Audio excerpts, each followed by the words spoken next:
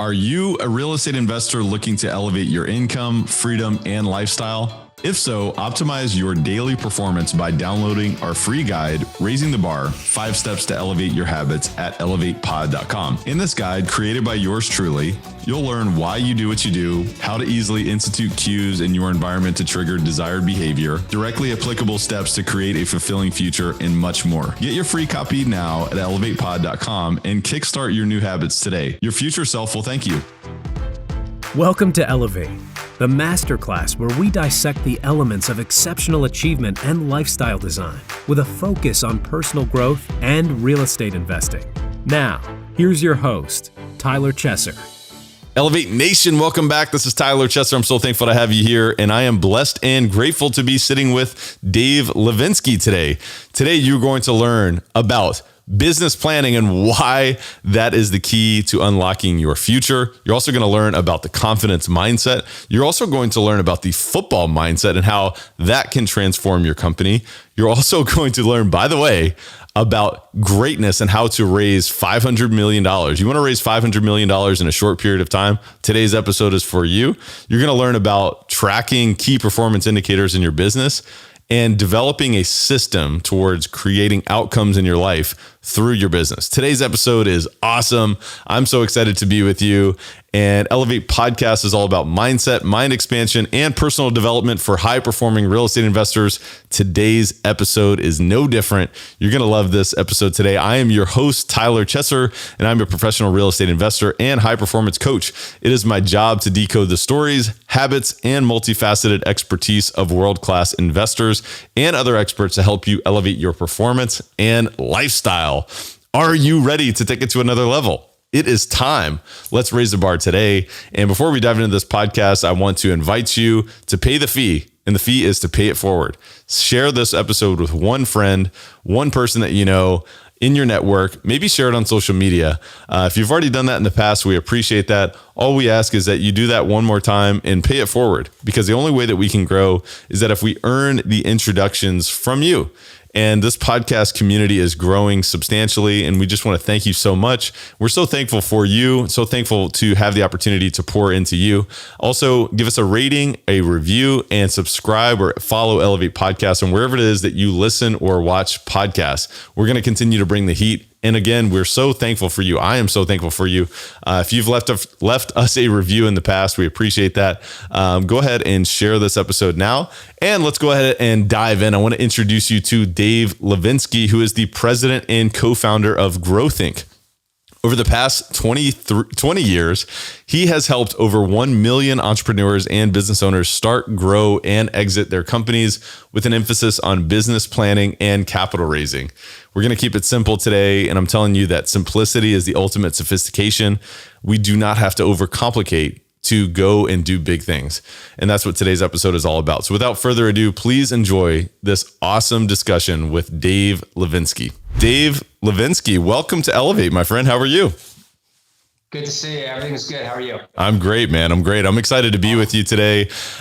Dave, before we dive into this conversation, I know we're going to learn so much today about business planning. We're going to learn about dashboards. We're going to learn about capital raising and so much of your expertise that you've built and exhibited over the past 20 plus years in your career. And you've done it at such a high level. But before we dive into this conversation, which I'm sure will even expand beyond that, if you were to describe yourself in the way that your closest friends, family members, people who know you best, what would they say about Dave Lavinsky? My friends would say that I was crazy or insane. One of the two. I mean, most of my friends, my close friends are not entrepreneurs. They don't start things. They don't grow things. And I think they all think I'm slightly or more than slightly insane. And I think that's a good thing. I'm okay with that. I think all people are at least slightly insane. And when somebody, to me, I meet them, they're not insane, they're sort of boring. I think someone's boring if they don't have that extra pizzazz and extra energy. And, I think about things a little bit differently than most people as, an entrepreneur for pretty much my whole life and always starting things and tinkering with things. That's what I enjoy doing. So you always hear about your work, you should enjoy what you do. I love what I do. I love coming to work. And so that's why I'm an entrepreneur. So I think you have to be a little bit crazy to do that. You have to think a little bit differently. You got to act a little bit differently. So I think they all think I'm a little off. And I'm okay with it. That's so funny you say that, because I share a similar experience. Most of my friends are not entrepreneurs, they're not investors. And of course, you and I, I'm sure, have made so many friends over the years in doing what we do, right? And surrounding ourselves with like-minded people who we may consider insane as well. But it is interesting that you say that. Just coming off the holidays, I noticed that many of my friends and family members, they won't even ask, hey, what's going on? Because they don't even want to go there, because they're like, you're insane, to your point. But maybe we like it that way. So Dave, tell us a little bit about your upbringing, your backstory. Just give us a sense of where you came from, what life was like growing up, and so we can gain more of an understanding of where you came from. Sure. So I was born in Brooklyn, New York. I grew up in Long Island. I have a little bit of the accent left. I went to college at University of Virginia, so they gave me a really hard time. So my accent I used to talk like this. I used to talk a lot differently, but they made a lot of fun with me. I was actually a very good athlete as a kid. I played soccer. I wrestled at University of Virginia, and so that's why I wanted to go down there. It was a great sports program down there. So came back to New York after college. Worked for a few different firms doing this and that, mostly market research. I was really interested in marketing and market research. I find it fascinating. I find market research fascinating, what you learn when you speak to customers. And went from there and had the interest in starting my own businesses. And so I launched something on the side. And then, going back quickly to growing up, my parents were both educators for the New York City Board of Education. So education was very highly stressed to me as a kid. So rather than, I did a business on the side, it wasn't doing great. And I said, well, rather than keep going down the road, might as well learn more about business and starting a business. So I actually went to business school at UCLA, which at the time, now I'm going back to 1997, at the time was the #1 entrepreneurship MBA program in the world. So I'm like, that's my place, warm weather, we're cool. So went to UCLA. And then during the 2 years there, the business I wanted to start was a smoothie business. This is right when the smoothie business nationwide was starting to heat up. And then while most business school students were taking these expensive or high-paying consulting jobs over the summer, I actually worked at minimum wage for 2 different juice bars. So I'm, close to 30 years old, working minimum wage at juice bars, learning the business. That's just been my mindset always. Hey, if you're going to do something, learn the business. And I actually started growing my knowledge of that. I created a shelf-stable smoothie product that I was going to market back in 1999. And that's when my wife came home from the doctor and said, I'm pregnant and I want to quit my job. And so and that's right when I was graduating from business school, I had to put the smoothie business on the side. And what I said at the time was I had to make money relatively quickly because my wife was leaving, her job. And so I said, well, what I can do is I can write business plans. I'd taken a course in business school on business plan writing. I'd done it a couple of times before. I was pretty good at it. And so I did a pitch to a few different sources, Inc. magazine, Entrepreneur magazine, and the Los Angeles Times, saying, hey, I'm a student graduating from business school. Everyone starting .coms at the time. It was 1999. I have a team of other business school students that are with me, able to write business plans for anyone that needs a business plan, which wasn't fully true. I had friends, but no one was really on board at the time. And the LA Times ran the story about my company, and which it didn't even exist before they ran the story. And that day, and this is 99, where not everyone was on email, but I remember getting like 50, 100 emails, a whole bunch of phone calls. I had some terrible front page website that I put together. And so that's how my business Growthink was born, which was started as a straight business plan business. We wrote business plans for companies. So I was back in 1999. So that sort of was the big push that got me into the business. And then, I've always been of the mindset of, throw some spaghetti at the wall, see what sticks, and whatever works, just pound it. Like, if something works, just go after it really, really hard. And so we did business plan consulting for many years. And that started, it was good, but we couldn't grow that much further. And then I started creating business plan templates as a product. And so we created business plan templates, and we started creating what we call sector business plan templates: restaurant business plan template, real estate business plan template, bakery business plan template. Then we created another software because now a couple years later, everything started being more software as a service. We created a company called planbuilder.com, which basically you can go on the website and create a business plan there. So basically, I've always gone after things and then figure out what's the next thing. And then with business planning, a lot of our clients came back, hey, can you help us raise capital? So we created Growthink Capital, which is a capital raising investment bank that we do that. We do some M&A work there too. So it's always that, and a lot of times I try things and a lot of things don't work. I consider myself a pretty good entrepreneur. I've been doing it for a while, but I still fail a lot of times. So what has worked for me really well is trying things, figuring out of the 10 things I try, which one or two are actually working, and then just block out everything else. Say, I'm a loser. I have pretty good self-esteem. So I'm like, yeah, I lost, losing, but this was the winner. Hey, let's pound that winner. Let's spend all of our time executing on that winner and be successful in the winner.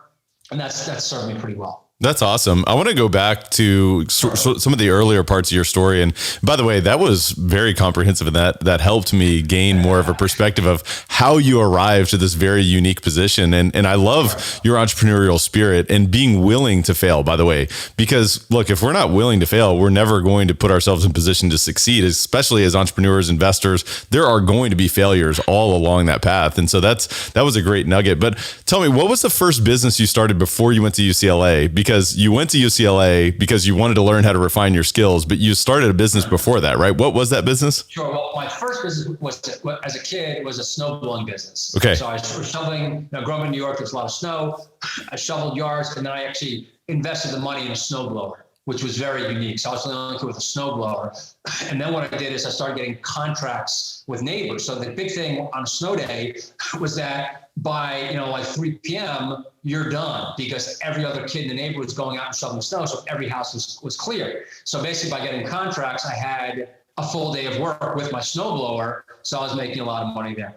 But in terms of my business before business school, I had taken this market research knowledge that I did, and I created basically a market research consulting firm. And I was doing market research for different companies. And I really, at the time, I didn't know anything about sales. That was probably the biggest thing I was lacking. Was I'm naturally pretty good at sales because I'm only going to sell something that I believe in. And that's to me, the biggest thing. If you really believe in, you're passionate about your product or service, you can actually do a pretty good job selling. But I didn't really have the sales skills. I just didn't really understand as much, how do you create something more complex? And I always wanted more than just services. I wanted to be able to sell products as well. And I just didn't understand how to do that. But my first business, professional business, was a market research consulting firm. Got it. So you go to UCLA and you start that firm, right? And then the New York Times picks you up.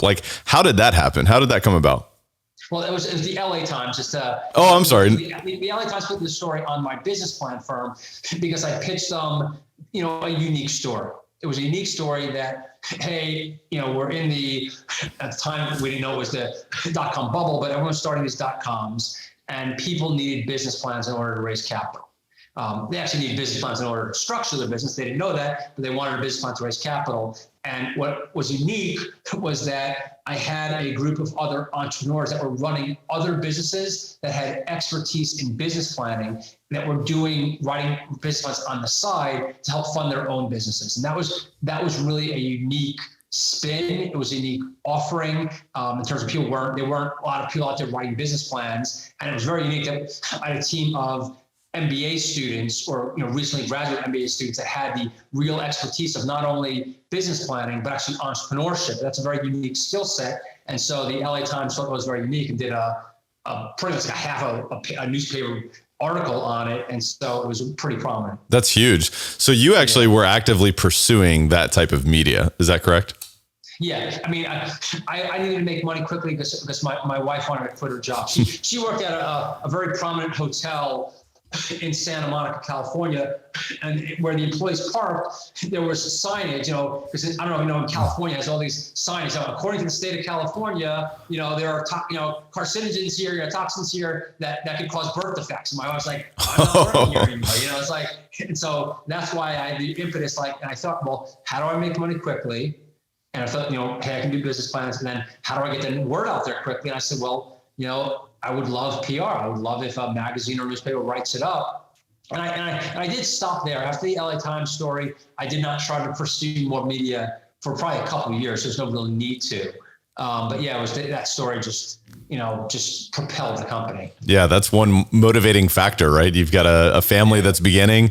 You're an entrepreneur, a fledgling entrepreneur, and it's like, we need to get some eyes on this business and we need to start generating some profit. So I love that. Yeah. By the way, how old is your son or daughter now? I mean, is that, 21 years old now? Funny because my son, Max, when we started growing the company, these guys got Max.com hats. And they got it for my son, who was, 3 months old at the time. So my son is 21. He turned 21 last year. So it's pretty much lines up with the the growth of the company, which, the company's, 21 and a half years, 22 years now. But yeah, so he'll be 22 in April. And so, yeah, it's pretty, my daughter's a couple years behind. She's 19, but yeah, so he's almost 22. That tells me it's a nice way to see how old the company is. That's so cool. My wife is pregnant with twins right now, due in about 2 months. And so, we've had some similar conversations in some ways. Obviously we're in different positions, but I think many of the listeners can relate to, like, all right, there's life happening. And so now how are we going to react? How are we going to get on offense rather than be on defense? And I think that's a great example. But then obviously fast forwarding, I mean, you literally wrote the book Start at the End. And that's about business planning. It's about having a vision and executing on that vision. And I love the subtitle, How Companies Can Grow Bigger and Faster by Reversing Their Business Plan. So let's first talk about that. First of all, why is it important? And what have you learned over the years, since starting the business, since consulting with so many? Give us a sense of from a high level, and then we'll drill into the details. Sure. So what I've learned and what I put in the book is that what you want to do for any entrepreneur business person is say, what is my goal? What is that end game? Where do I want to be in 5 years? We always ask the question, where do you want it when you're a kid? What do you want to be when you grow up? What do you want to be in 5 years? So what is your goal? What do you want to achieve? And in the book, I talk about, like, for football, like every football team, it's pretty easy. Our goal is to win the Super Bowl.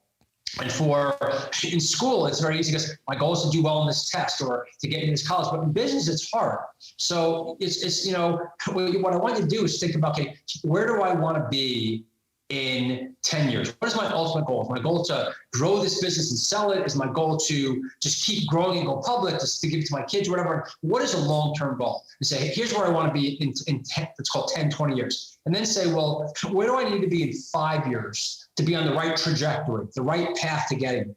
So you say, well, eventually I want to take my company public. Well, in 5 years, I need to be here. I need to be at 100 million revenues. I need to have X employees. I need to have X, Y offices. Where do you want to be? Just map that out. I know it's a pipe dream, but just like jot it down. And then you say, well, where do I need to be? And it's nice because it's nearly January 1st for us right now. You say, where do I need to be at the end of next year to put me on the trajectory to get to my 5-year plan? And then I even break it down further. What do I need to accomplish this quarter to get me on the path to achieve my annual goal?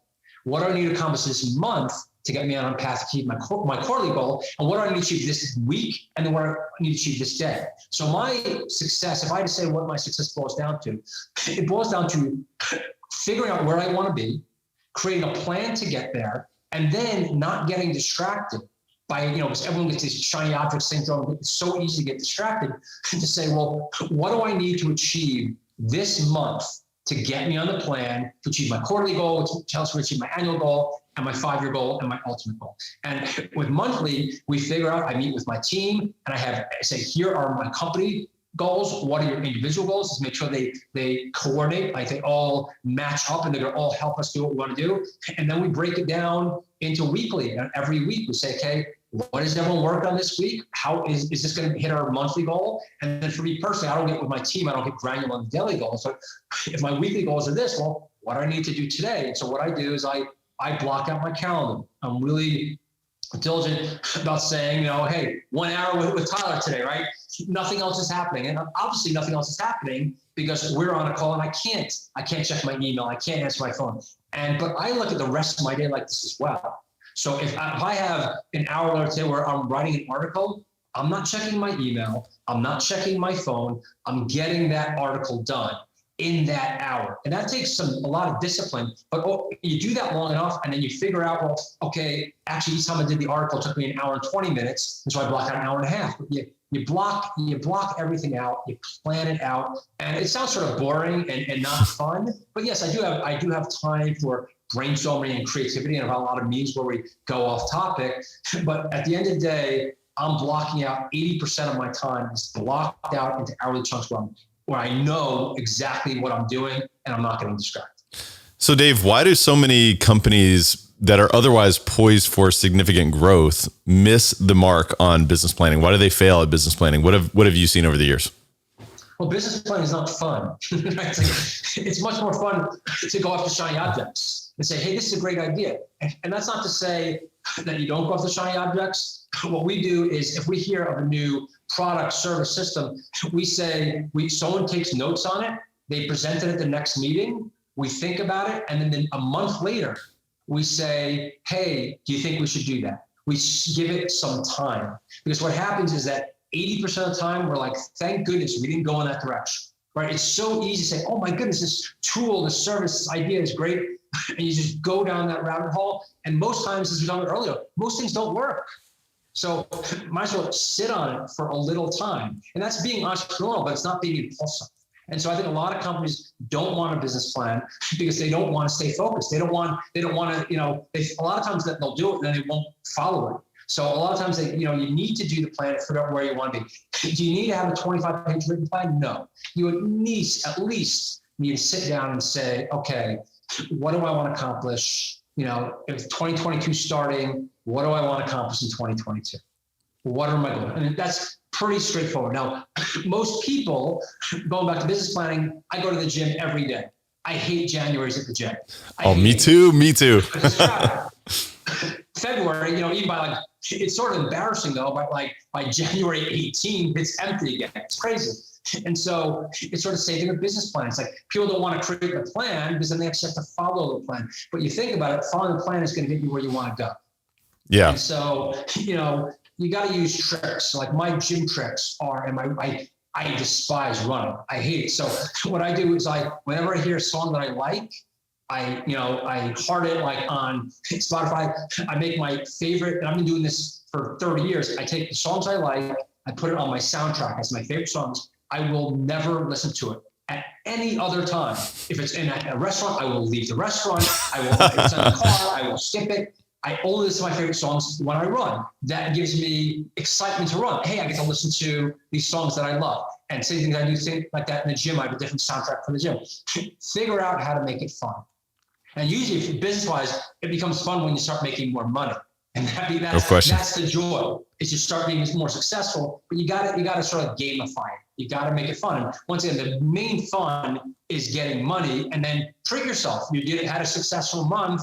Go buy yourself something nice. Maybe it's a nice restaurant or something. Doesn't have to be a ridiculous thing, but have fun with it. But with the business planning, it's having the just the diligence and willpower to actually sit down and think through it.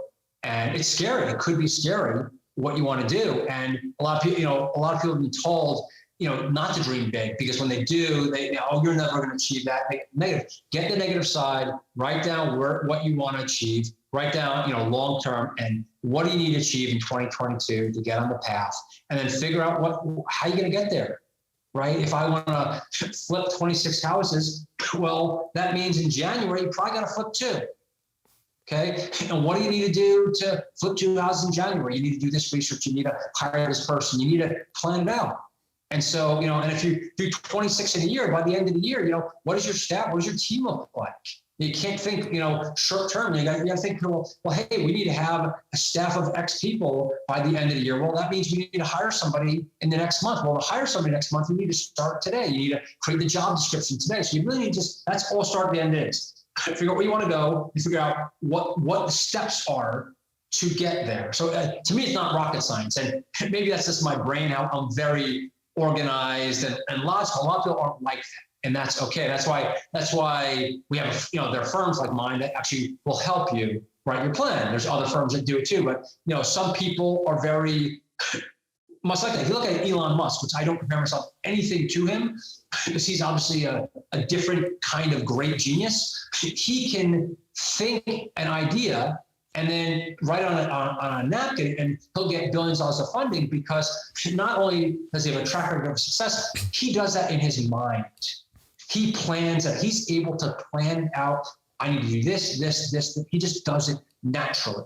And so you think, look, a lot of great entrepreneurs, they actually plan it naturally in their head. They don't need that business plan. But most of us, we need to plan it out very specifically and get others focused around us. I think it's very insightful what you mentioned about most people don't want to stay focused. And I think it's important to have that type of self-awareness as human beings to say, all right, well, if that's a natural tendency, how do we fight against that? Because if we want to be great, we've got to fall in love with the mundane. Right. The mundane is how we execute on greatness and really get closer to our success. And ultimately, I also feel that it's important for us to not only design and get crystal clear on our vision for our future, but also the purpose for obtaining that. I think that adds a little bit of motivation, some inspiration to fall in love with that mundane. Because sometimes if you don't see the bigger picture, it's like, well, yeah, I know I should be writing this article, or I should be making this call, or I should be designing this pitch, or I should be speaking on stage, or whatever it is. But if I don't understand the purpose behind that, then of course, why am I going to fall in love with that mundane? How am I going to train my brain? How am I going to, release that dopamine by falling in love with the process? And so you talked about the football mindset. I wanted to go back to that just a little bit, because I think this is important. It's easy if you're a football player, if you're in the NFL, and I'm not saying that's easy, right? But it's easy to know what the goal is, right? It's to win the Super Bowl. When you're an entrepreneur, when you're an investor, it is much more challenging. And so could you talk a little bit about that and how you support your clients and how you've done this yourself on getting that clarity of what that future should look like? I mean, the crystal clear vision is not that hard, because once you'll start the company and they say, well, a lot of times it's vague. I agree, particularly in real estate, I want to just make a lot of money. Right, I want to be rich. With starting a business, a lot of times the end game is selling that business or taking it public. So it's usually a more clear. There's more clarity, and say, hey, I want to take my business public, and then you say, well, okay, and at what amount? Let's call it $1 billion. I want to give up $1 billion and walk away with $100 million of my own. So usually that is a clear vision. With real estate, it could be, I would probably say, hey, if I'm flipping houses or doing real estate investment, I want to create a portfolio, or I want to get to a point where I'm making X million a year. So that is a good goal. You want smart goals that are specific, measurable, and attainable, realistic, timely. You want to ideally create a smart goal and say, hey, 2028, I want to have, flipped X houses. I want to make this much revenue, et cetera. So that's the process of figuring out where you want to be. And then what you really want to do is you write that down, right? Once again, it's nice when you write it down formally in a business plan, but I'm okay writing down on a piece of paper like Michael Phelps did when he was a kid and said, I'm going to win an Olympic gold medal, and looked at it every day for 15 years. That's fine. That works. As hokey as that might sound, it works. So write down your vision, put it in your office, put it next to your mirror, wherever you want it. Anyone who makes fun of you, who cares? Maybe you should be hanging around with them. Okay, it's the whole thing that you're the average of the 5 people you spend the most time with. It's like if you're hanging with people that are making fun of you and doing that, you're not going to be successful. It's going to be really, really hard to be successful if you're hanging with people that make fun of your dreams. So try to find other people that are supportive of your dreams, but come up with that vision, write it down, and get it written down, and look at it. Look at the business plan, look at the piece of paper. Once again, I've personally written hundreds of business plans. My firm's written, I've helped hundreds of thousands of people write business plans. Yes, I'd love you to write a business plan, but if you're going to do something, write it on a piece of paper in your handwriting. Take a piece of tape, put it on the wall. You're doing that you're ahead of 80% of people. Hey guys, just a quick word from our sponsor, then we'll be right back to the show. This episode of Elevate is brought to you by CF Capital, a national real estate investment firm founded by myself and my business partner, Brian Flaherty. CF Capital's mission is to provide property investment and asset management solutions to help investors like you maximize their returns by investing in high-value multifamily communities. If you are looking for risk-adjusted alternative investments in quality apartment communities, are seeking tax-optimized cash flow with appreciation upside without all the hassles of management, you might benefit from learning more about investing alongside our team. You're invited to reach out and learn more about how you can invest with us by visiting cfcapllc.com. We're also currently offering a free ebook called The Bottom Line, 10 Ways to Increase Cash Flow in an Apartment Complex. Whether you're a new or experienced investor, we're confident you'll find massive value in this resource. So go get your free copy today at cfcapllc.com. And now, yeah, you know what's also I think is so important about this conversation is when you think about being an entrepreneur, and when you think about being a real estate investor in particular, each and every deal is unique. Every deal, every single property has its own business plan, right? You know, if you buy a property that's distressed, or you buy a property that's value add, or you buy a property that's perhaps stabilized, but you think you can add value in an operational capacity, and thinking about what's the trajectory of this deal. And you talked about in many businesses, the goal may be to exit, right, over a period of time, or maybe to go public. And when you think about real estate investing, it's really the construction of an overall portfolio, but each and every deal has its own business plan, and getting clear on, well, what is that end goal? And then reverse engineering the plan to make that happen, and say, all right, well, if that's the goal in 5 years or 3 years, what needs to happen over the next 90 days, the next month, the next week, exactly, or today? Exactly. And so ultimately that gives you clarity to say, hey, I'm moving in the right direction. And of course, when I get knocked off track, I can course correct, right? And I can look, here's what my plan was, but man, I just got punched in the gut, because we all know that we get punched in the gut. And I think if we have a plan and we're willing to be adaptable in that plan, that's what is really the formula for success. But do you agree with that? And how do you build in contingency plans into business planning yourself? Sure. And I love what you said about getting punched in the gut, because that happens.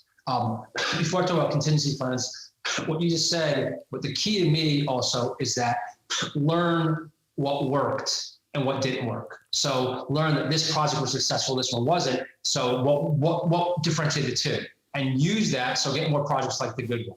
In terms of planning, contingencies, a lot of times things are going to take, particularly when you start planning, they're going to take a lot longer than you think. It always takes a lot longer. So I always want to, particularly in the year one goals, I want to stretch it out and say, if you think you do this in 1 year, it's probably going to take 2 years. So I want to give you more time, particularly as you start learning how long, to give you the example of the article, the hour article used to take an hour and a half, and because it takes longer and you get better at things, but also you underestimate how long things actually take. Yep. So what I want to do is overestimate as much as possible to allow for the contingencies, getting punched in the gut, and things that are happening and take things a little off track. Just give yourself more time. I like that a lot. I really do. And it's really interesting that you say that, because I've looked back on goals that I've set for myself and my businesses, and I've noticed that they come true, but they come true like in year 2 or 2.5. And I set a 1 year goal.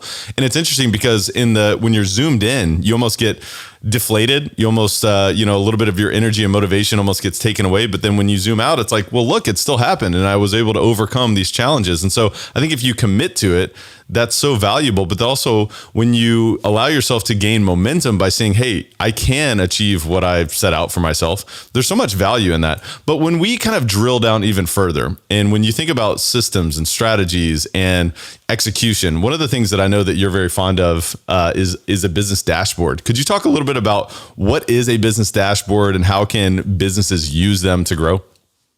Sure. So business dashboards just show how, like, my mindset, how organized I am, how focused I am. Business dashboards give you your metrics, your KPIs, or key performance indicators on what you want to track in your business. So for example, we have a business dashboard company called Guiding Metrics that does that. So we actually use it. We actually created it for our own business Growthink. So for our templates that we sell, our business plan templates, what we're looking at is every day we look at, well, how many sales are we getting? How many website visitors are we getting? What percentage? What is our revenue per website visit?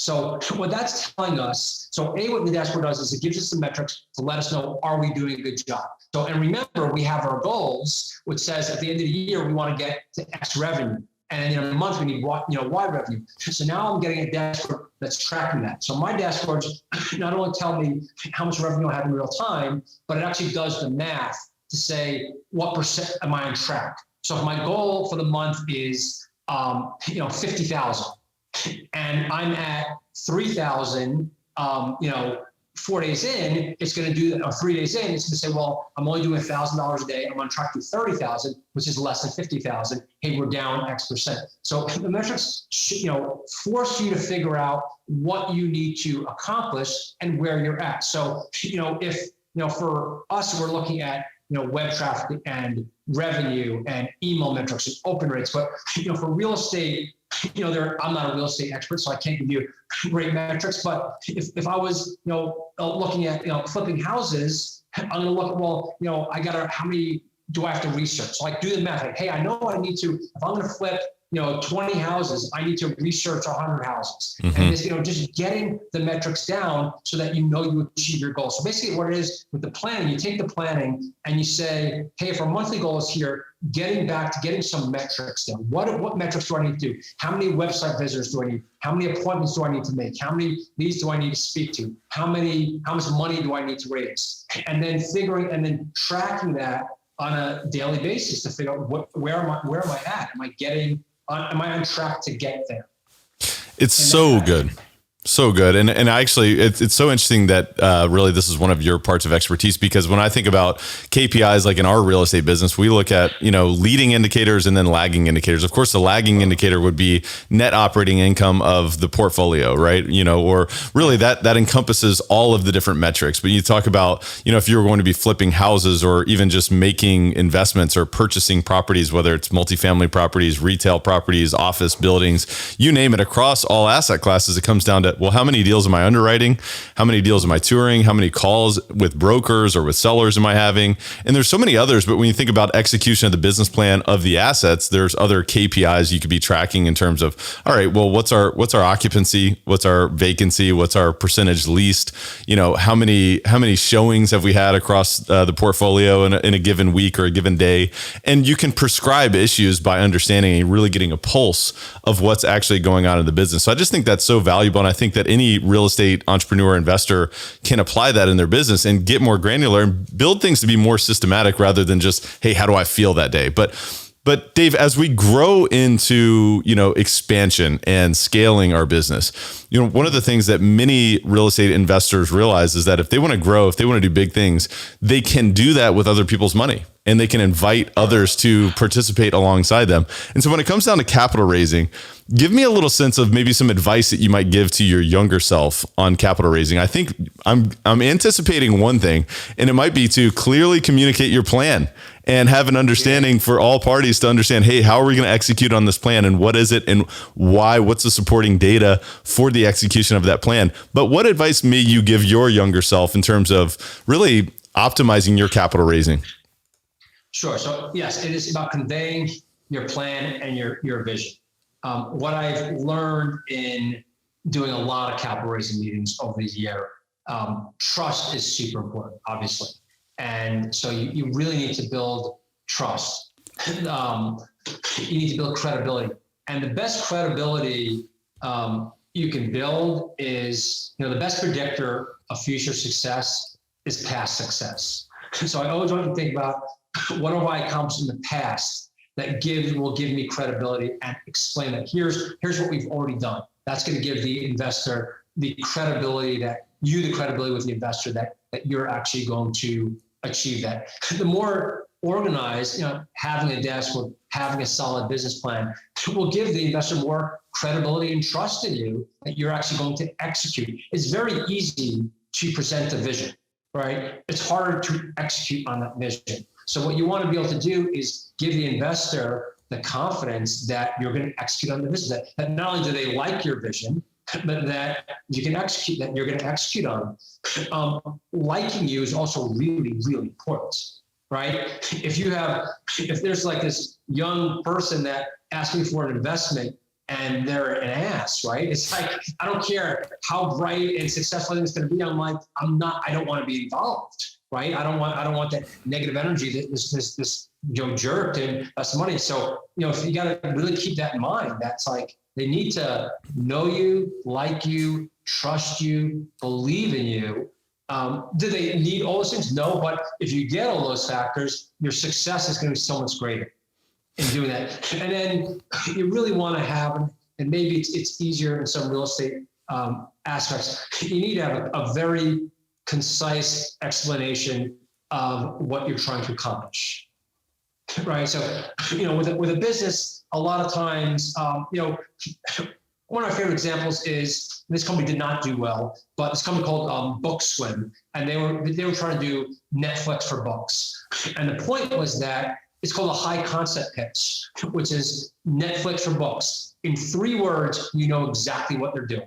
They're basically, this is back in the day when Netflix was actually shipping CDs in the mail. These guys were going to ship books in the mail. You keep the book for 2 weeks, finish the book, ship it back. So that model didn't work for various reasons. But the idea that in 3 words you're able to explain the business versus, hey, we are a book rental company. It's like, it's hard to really explain that in other ways, but in 3 words, Netflix for books, you get that pitch across. So that high concept pitch is what it's called.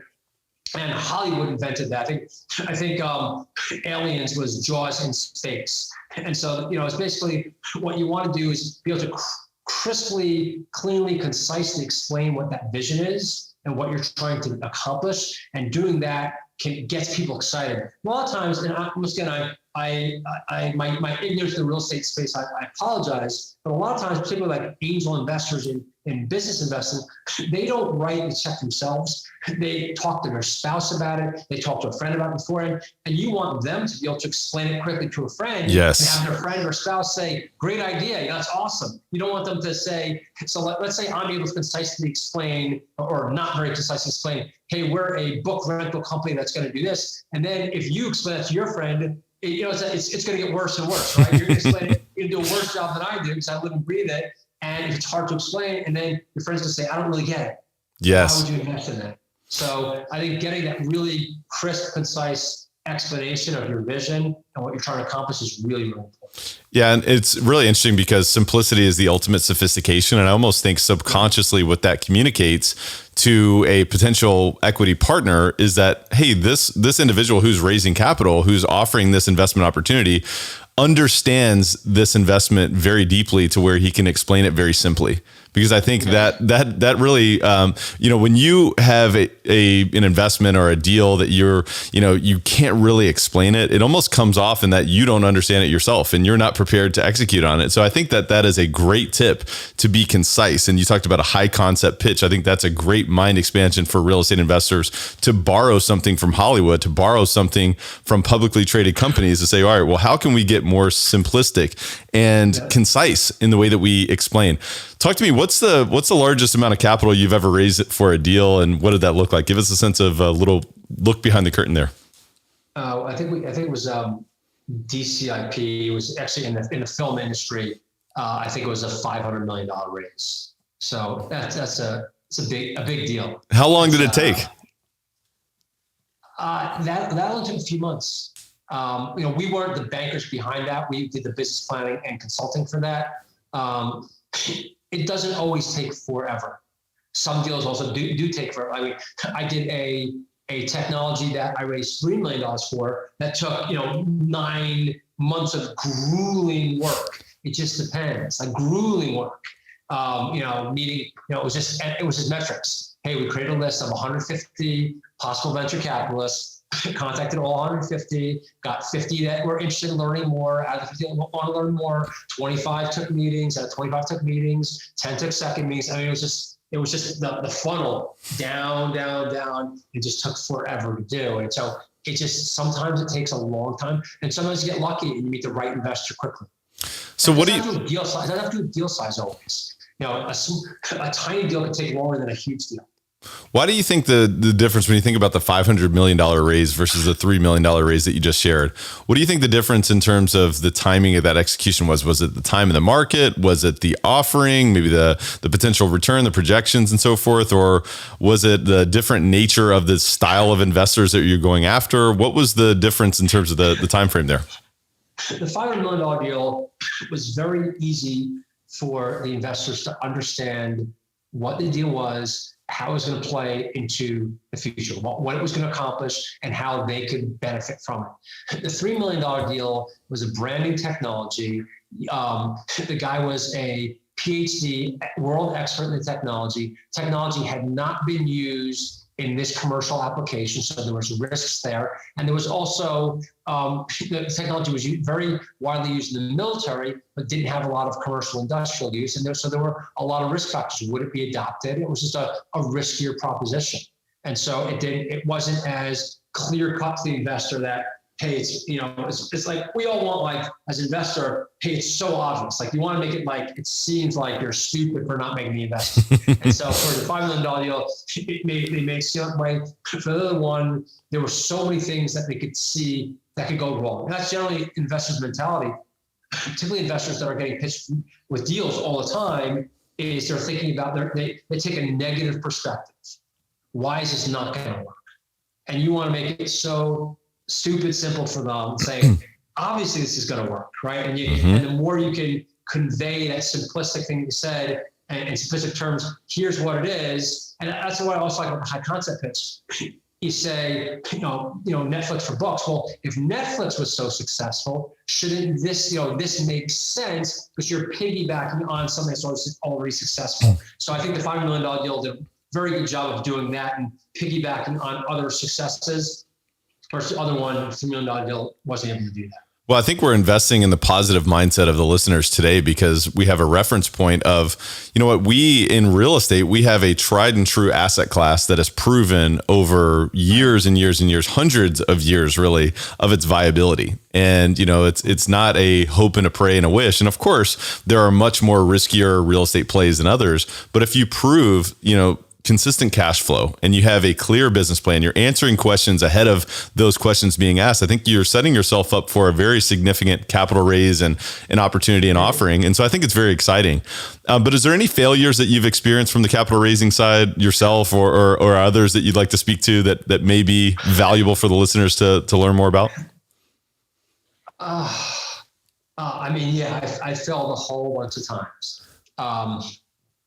But, a lot of times I look at failures as we just didn't find the right investor, right? It's like, when you look at something that is fundable, like a fundable business plan, hey, this makes sense. It's either we didn't find the right investors or the investors did not believe in the entrepreneurs, right? It's like, and so, a lot of times in our business plan business, can you guarantee this is going to get funded?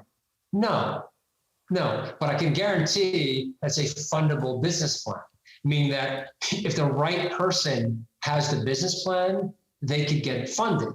Now, on one hand, I mentioned Elon Musk. Elon Musk is giving any business plan, someone's going to fund it, because they're going to say, hey, he's going to figure it out because he's a great entrepreneur. But at the end of the day, it's they're betting on, it's betting on the jockey and not the horse. Right. So you as the real estate, entrepreneur, you're the jockey. And so you need to find the investors and you need to convince them that you're going to, be the right chaperone of their money. You're going to, you take it very, very seriously. You're going to make them a profit. And so a lot of times it's you, the entrepreneur was unable to convey the confidence. They won't convey, that they could do it, or, that they like them, they trust them. They weren't able to do that. Not everyone has that skill set. Not everyone has the credentials to do that. Dave, what role has mindset played in your success? Because I'm just kind of absorbing this conversation with you right now, and I'm getting a sense that, you're so organized, you're diligent, and you answer questions before they're asked, even of yourself, your team, of your partners, and maybe that plays a role into your confidence. And that you're prepared, right? You planned and you plan to execute. But what role has mindset played in your success over the years? Mindset's everything. It's everything. I'm lucky that I was brought up in a very nurturing household with a very loving family that constantly gave me positive reinforcement. And it enabled me to be very confident. I was also a very good athlete as a kid, as I mentioned. So that gave me, I grew up in a town where athletics were everything. So that gave me confidence. So it gave me confidence that I was smart and I can get things done. Even with that, I still remember, years ago getting my hands on, Napoleon Hill's Think and Grow Rich, and start reading that. I'm like, and just being like, my mind blown, like, with just great ideas and maybe even more positive and optimistic. I'm extremely optimistic. I'm extremely positive. And I think that helps a lot because I always see the silver lining. Like we talk about, like, throwing the spaghetti against the wall and failures, I'm able to look at that and not take it personally and saying, I'm not happy. I'm not happy at all. I want everything to be a success, but I'm like, hey, if I can have one success and I have multiple firsts, that's okay. I'm gonna shrug that off because I'm just focused on the successes. And that's all mindset. It's so easy to get dragged down by the negative. And every day something happens. A website will go down. Some bad things happen all the time. And you got to just as you age and get more mature and see the bigger picture, you say that's okay. Not everything's gonna be perfect, but I know that I'm gonna maintain my confidence. Things are going to be okay. And my wife for years has hated that because everything I've always said is it's going to be okay. That's my answer to everything. It's going to be okay. My kids are still alive. It turns out everything was okay. When they got, this sickness and that's, it's going to be okay. And so my mindset is always, it's going to be okay. Now, that doesn't mean may not be a ton of work to make it okay, but it's eventually going to be okay. Yes. And maybe it's from me saying it that so many times in my head that I finally believe it. And my parents always said, it's going to be okay. It's going to be okay. And so I think it's like, to me, that's the mindset. It's going to be okay. But not to say that blindly, but say it's going to be okay because I'm going to work. I'm going to make it okay. Right. So I think it's all mindset. Because if I didn't have that mindset, so many things have gone wrong in so many areas over the years. It would be so easy to say, we're done. This is not going to work. We're in it. But always think about what is working, focus more on what's working, just say, we can have 1,000 failures. We see one success, just need one.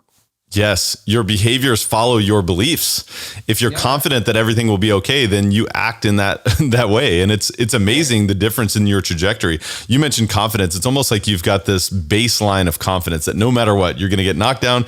You expect to get knocked down and you say, well, you know what? It's going to be okay. And I think we can all train ourselves to do that. We get to choose our beliefs. And it's not easy to do that. It takes a long period of time, but over years and years and years of that practice and that trajectory and that course correction to say, you know what, even if there is a challenge, it's going to be okay. I just think, anything is possible when you have that framework. And you talked about confidence and a few other words that start with C in the same vein that I think actually put a bow on this conversation pretty well are certainty, clarity, and confidence. And when you talk about being clear about your plan and executing on that vision and understanding where you need to be on a, monthly basis, on a weekly basis, on a daily basis, that gives you the certainty and the clarity to have the confidence that you can do whatever it takes to succeed. So nice. Dave, I love this. And I want to transition into our rapid fire section of our podcast. We call it the Rare Air Questionnaire. And it's all about being uncommon. Confidence to a large degree can be uncommon, but we get to choose that. And so I want to dive into a few questions here for you. Now, being a prolific author yourself, I would be curious if you had to point to 2 or 3 of the most impactful books that you've read over the past few years, what would those be and why? I'm not going to do the last few years. I'll give you some of my favorites of all time, if you don't mind. Perfect. There's a book called Think or Toys by a gentleman named Michael McCalco.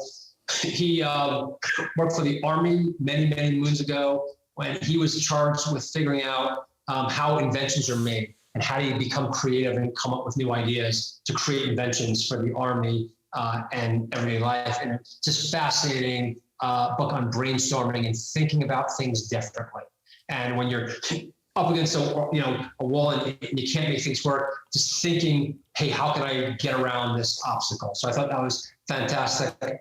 I love Cialdini's influence just thinking about how to influence people. Particularly we talk about investors. It's about influencing investors and scarcity and how you come across, do things. And then another book I absolutely love is Jay Abraham, Getting Everything You Can At All You Got. He gave me the quote that the line that I quote the most is his line, Jay Abraham's line of, your customers are geniuses. They know exactly what they want.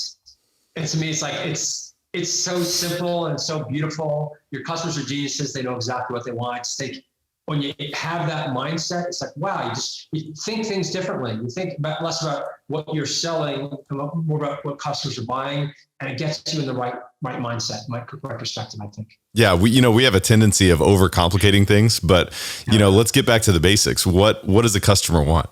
Yeah. Your customer is a genius. That's beautiful. Dave, what's the biggest way that you elevate your life on a daily basis? I exercise. I exercise every day.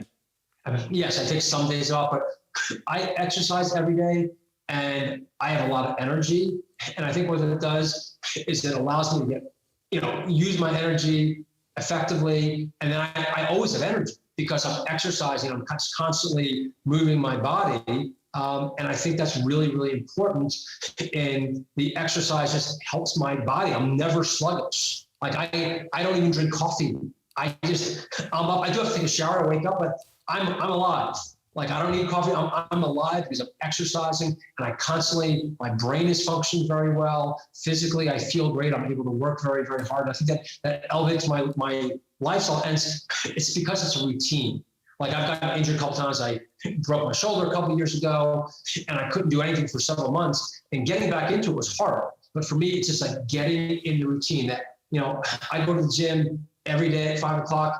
They all know me. Hey, I mean, it's like everyone there knows me. I got the front desk. They say hi to me. They go upstairs. Everyone's like, hey, how are you? It's the routine. And when you have the routine, it makes it easy to do. And that just, I think, completely elevates my life because I feel great. I have energy. I have ideas. I have clarity. And it's all, I believe a big part of that is just the routine of exercising every day. So does the exercise routine, just to get a little bit more detailed, does it look like weight training? Does it look like cardio, swimming? Give us a sense of what does the routine actually look like? It used to be, for years, it was lift one day, cardio the next day. Cardio could be mountain biking, running, elliptical, etc. Now I actually lift now every day. I met a guy that said he hadn't done cardio in 20 years and he was ripped and he was 50 years old. What? So I lift every day now. One day I do chest and triceps. The other day I do biceps and shoulders. And then I do a little cardio, just walking around or getting on a treadmill. And I do cardio as well. But I lift now every day. I love it, man. That's awesome. And I would say the same thing. I mean, exercise is such a game changer. And it's so interesting too, because if you miss 2 days, it's interesting in that even if you have a solid routine for years, it's harder to get back. And so remembering that, our mind tells us it's harder than it really is a very important distinction that we can utilize in so many other ways in our life and in our business as well. But Dave, what's the biggest way that you elevate others around you? I think I hold people pretty accountable. If someone says they're going to do something, I'm going to write it down. I have a terrible short-term memory. That's my bad. Not a good short-term memory, so I write everything down. So I hold other people accountable by making sure that I write down or they write down what they say they're going to do. If someone says they're going to do it, I'm going to hold them accountable for it and make sure that they do it. And if they don't do it, I'm going to make sure that they know they said they were going to do this and they didn't do it. And that thing is really, really important. Yeah, man, I'll tell you what, a goal is only a wish unless it's written down. Right. And, I think you just brought us completely full circle there. Dave Lavinsky, thank you so much for being on the podcast, my friend. It was awesome. Is there any parting thoughts or words of wisdom that you'd like to share with Elevate Nation today? Just that, if there's one thing you take away from this is I want you to think about what it is you want to achieve. Once again, right at the beginning of just about 2023 is going to start there. What do you want to, it's December 31st, 2022. And what does your life look like? I think it's obviously a dream. What is your vision of what you would like your life to look like just over a year from now? And then what do you need to accomplish next year in order to get there?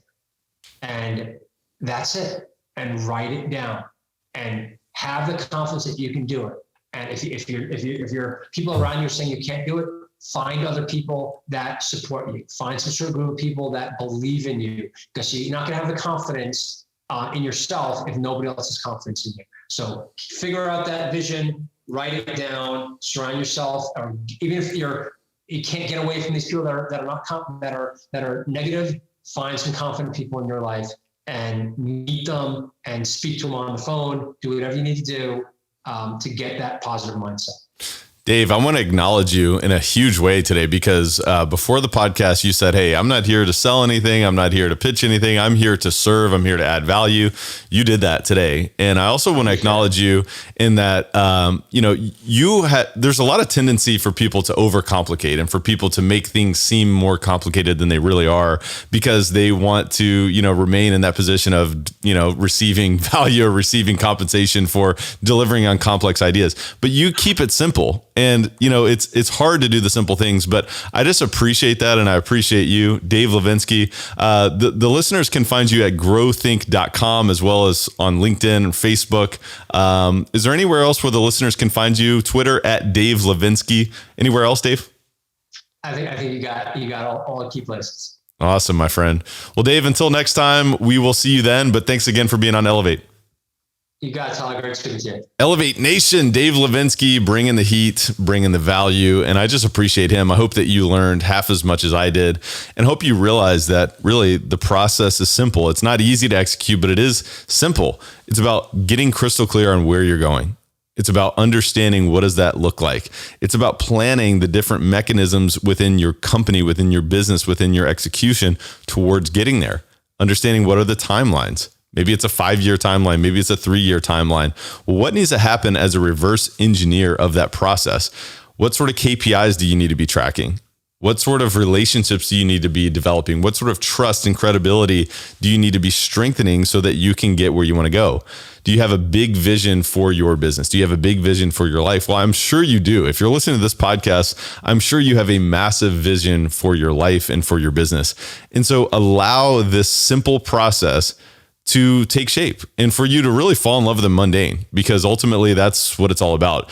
There's only a few times where the bright lights and the flashiness and the excitement and the adulation come to play during your path. And so the question is, are you going to fall in love with the mundane? Are you going to make the boring, the process a part of really your journey that you just appreciate so much, and the day in and the day out of the execution of that? So I just want to challenge you, and I want to encourage you to re-listen to the show, because there's really so much here. There's a lot of wisdom in terms of capital raising. There's a lot of wisdom in terms of planning and execution, and the mindset piece, thinking about how can we apply the football mindset to this? How can we apply that confidence mindset to what we're doing? How can we train ourselves to be confident when we get knocked down? The answers are in this podcast. I want to encourage you to repeat and listen, because repetition is the mother of all skill. I also want to encourage you to share this with a friend, have a discussion about this podcast with someone else, because we learn more when we discuss. And also, by the way, Elevate can only grow if you share. So please pay it forward. And until next time, Elevate Nation, make sure you take massive action. Apply what you learned today, because knowledge is only potential power. The real power is in taking massive action. Until next time, Elevate Nation, thank you so much for tuning in, and we will see you next time. Thank you for listening to Elevate. If you enjoyed this episode, be sure to rate, review, subscribe, and pay it forward by sharing with a friend. Most importantly, take this opportunity to elevate your results by taking immediate action on what you learned. For more, visit elevatepod.com.